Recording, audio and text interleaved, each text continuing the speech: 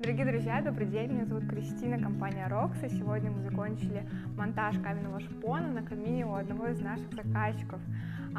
Использовался каменный шпон Дроган, посмотрите, какая у него интересная фактура, просто очень необычные цвета, он просто замечательно вписался в этот интерьер.